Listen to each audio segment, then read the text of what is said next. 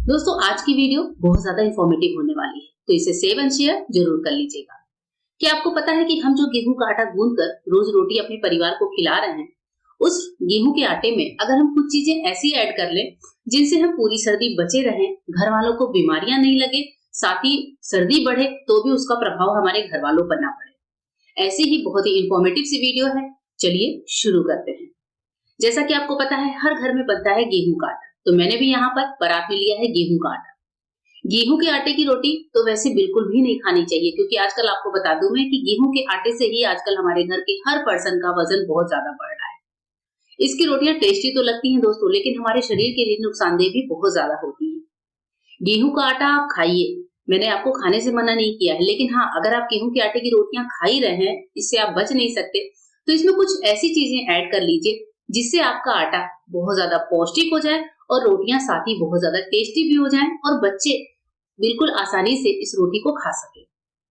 तो यहाँ पर मैं आपको सजेस्ट करूंगी कि अगर आप गेहूं के आटे की रोटी नहीं खाते हैं तो आप बाजरे के आटे की रोटी खा सकते हैं।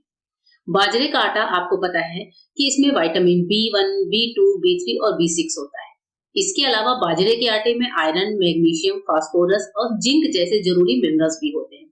तो रोज अगर हम एक कटोरी बाजरे का आटा खाएं, यानी कि उसकी रोटियां खाएं, तो कितने ज्यादा जरूरी मिनरल्स मिलते हैं, आप इस बात को समझ सकते हैं। आपने देखा होगा पहले के टाइम में बाजरे का आटा बहुत ज्यादा खाया जाता था। जो हमारे बड़े बुजुर्ग होते थे वो आज भी घर में बाजरे की ही रोटियां खाते हैं पूरी सर्दी।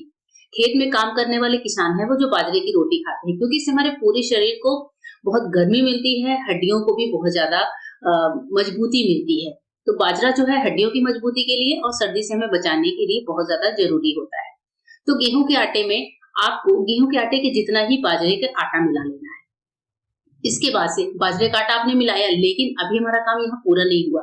इसके बाद से दूसरा ऑप्शन जो मैं आपको बता रही हूँ कि आप रागी का आटा इस्तेमाल करें। आजकल रागी का आटा भी बहुत ज्यादा प्रचलन में है। रागी का ग्लाइसेमिक इंडेक्स कम होता है, इसलिए इसे खाने से हमारा शुगर लेवल नहीं बढ़ता है।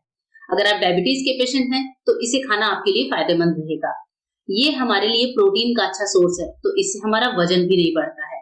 रागी में vitamin B complex, vitamin C, thiamine, magnesium, phosphorus और पोटेशियम जैसे कई जरूरी विटामिन और मिनरल्स पाए जाते हैं। ये हमारे कोलेस्ट्रॉल और बीपी लेवल को भी मैनेज कर दिल की बीमारियों से बचाव करता है। अगर आप रागी का आटा पहले से यूज करते हैं तो बहुत अच्छी बात है। रागी में पाए जाने वाला फाइटिक एसिड और डाइटरी फाइबर जो बैड कोलेस्ट्रॉल होते हैं उनको भी कम करता है। तो कभी कभी मैं भी अपने घर में डेली तो नहीं, हाँ, लेकिन रागी के आटे की रोटियां बनाकर अपने घर वालों को जरूर खिलाती हूँ। तो गेहूं के आटे में आपको नेक्स्ट जो यूज करना है वो है रागी का आटा। रागी में जो मौजूद फेरुलिक एसिड होता है वो हमारे स्किन को हेल्दी रखने में हेल्प करता है। इसमें एंटी एजिंग गुण पाए जाते हैं जो कि चेहरे पे झुर्रियां वगैरह आने से रोकते हैं। रागी में एंटीऑक्सीडेंट, एंटी इंफ्लेमेटरी और एंटी डायबिटिक गुण पाए जाते हैं, और इसे डाइट में शामिल करने से आपको शुगर, गठिया और जो अलग टाइप की एलर्जीज होती हैं उनसे आप बच सकते हैं। तो इस तरीके से हमने यहाँ पर डाला है गेहूं में बाजरे का आटा और रागी का आटा। जो चौथी चीज हम यहाँ पर डाल रहे हैं दोस्तों वो है अजवाइन। अजवाइन आपको पता है सर्दियों में अजवाइन का इस्तेमाल हम बहुत ज्यादा करते हैं। अजवाइन एक ऐसी चीज होती है जो बच्चों से लेकर बूढ़ों तक की दी जा सकती है। अजवाइन हमारे लिए सर्दी जुकाम में बहुत अच्छे से हेल्प करता है। अस्थमा, दमा रोग में हेल्प करता है, पेट में ब्लॉटिंग है, संक्रमण की समस्या है तो उसमें हेल्प करता है। अजवाइन जो हम लेंगे वो 1 किलो आटे में 1 टीस्पून लेंगे। यहाँ पर हमारा आटा लगभग 500 ग्राम लगभग तैयार हो चुका है, तो हमने यहाँ पर हाफ टी स्पून अजवाइन को अपने आटे में शामिल किया है। अगर आपको रोटियां नहीं पचती हैं तो अपने गेहूं के आटे में अजवाइन डालना शुरू कर दीजिए। इसको डालकर रोटियां बनाना शुरू करिए। इससे आपका इम्यून सिस्टम बढ़ता है, पेट में ब्लॉटिंग गैस की समस्या नहीं होती है, सर्दी जुकाम है, आपको बहुत ज्यादा ठंड लगती है, शरीर में गर्मी भी करता है। आपने देखा है जो नई जच्चा बच्चा होती है, जिनको बच्चा हुआ होता है, डिलीवरी वाली औरतों को अजवाइन जो है खाने की सलाह दी जाती है, इसीलिए जिससे उनके शरीर में एक गर्माहट बनी रहे। तो यहाँ पर हमने इतनी चीजों को ऐड किया। अब उसके बाद से नेक्स्ट जो चीज हम ऐड कर रहे हैं वो है दोस्तों तिल, सफेद तिल। जो सफेद तिल होता है वो आपने देखा है कि सर्दियों में हम लड्डू वगैरह बनाकर खाते हैं। ये हमारी हार्ट हेल्थ के लिए बहुत ज्यादा बेहतरीन तरीके से काम करता है। हमारे शरीर से कोलेस्ट्रॉल को कम करता है, एनीमिया में फायदेमंद होता है, ब्लड शुगर और कब्ज को खत्म करता है। ये जो तिल हम यूज करेंगे इसे मैं ऐसे ही डाल दे रही हूँ। इसे हमें अलग से रोस्ट नहीं करना, क्योंकि जब हम रोटियां बनाएंगे तो तिल हमारा रोस्ट हो जाएगा। ना ही इसका पाउडर बनाना है, आप चाहें तो तिल का पाउडर बनाकर रख सकते हैं, पर मैं यहाँ पर इसे ऐसे ही डाल रही हूँ। ये हमारे स्किन के लिए बहुत ज्यादा फायदेमंद होता है। अगर आपको हेयर फॉल होता है तो आप तिल का इस्तेमाल शुरू करिए, ये हमारे लिए बहुत ज्यादा फायदेमंद होगा। इसके बाद से आती है हल्दी।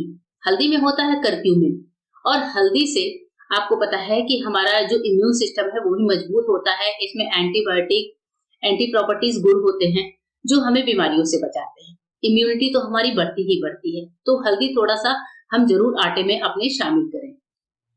इसके बाद से हल्दी के बाद जो चीज मैं आपको दिखा रही हूँ वो है ड्राई जिंजर पाउडर, यानी कि सौंठ पाउडर।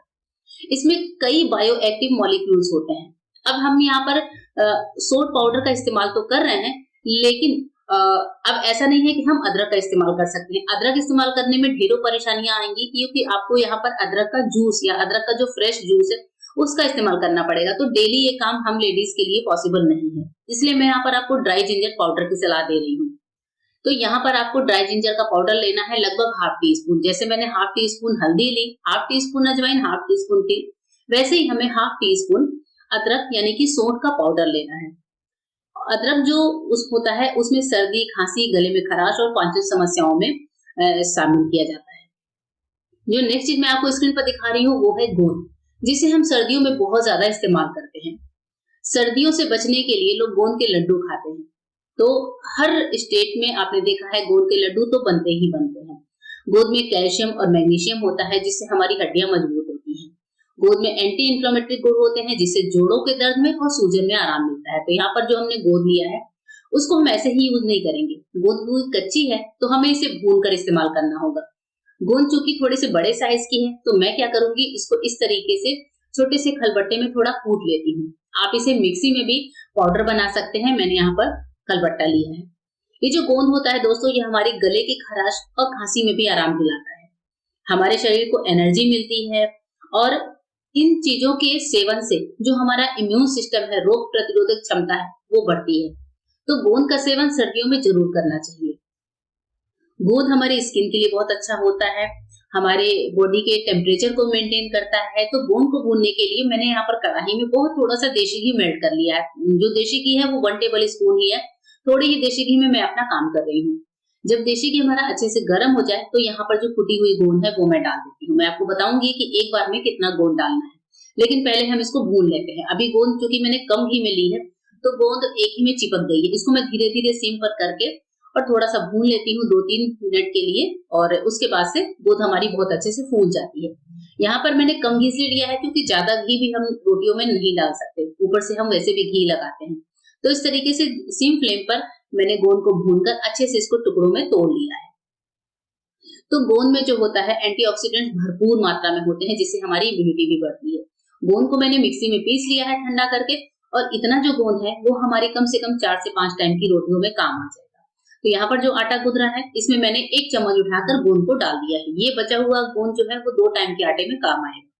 इस तरह से गोंद को पीस कर आप इसको डब्बे में नॉर्मल स्टोर कर सकते हैं। थोड़ा सा नमक डाल दिया है, जिससे रोटियों का स्वाद अच्छा आता है।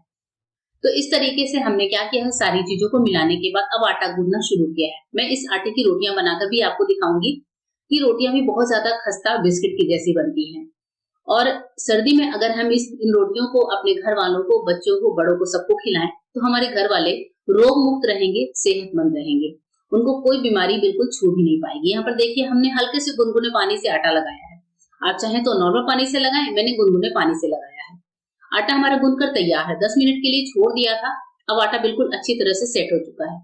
इसकी रोटी बनाना शुरू करते हैं। रोटी का जो लोई है वो बिल्कुल भी फटता नहीं है। आपको लगेगा बाजरा का आटा, रागी का आटा, लेकिन हमने चूंकि इसमें थोड़ा गेहूं का आटा मिक्स किया है और बाकी चीजें भी ऐड करी हैं, तो रोटी बहुत अच्छे से बेलना आसान होता है।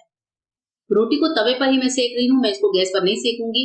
और रोटी को तवे पे ही सेकना बहुत अच्छा होता है। रोटी हमारी सिक गई है, देखिए इसमें आप चाहें तो घी लगाएं या फिर ऐसे ही इसको सब्जी के साथ खाएं। ये रोटी खाने में भी टेस्टी लगती है और हमारे लिए हमारे इम्यून सिस्टम को भी बढ़ाती है। वीडियो अच्छी लगी हो तो फ्रेंड्स और फैमिली के साथ शेयर जरूर करिएगा।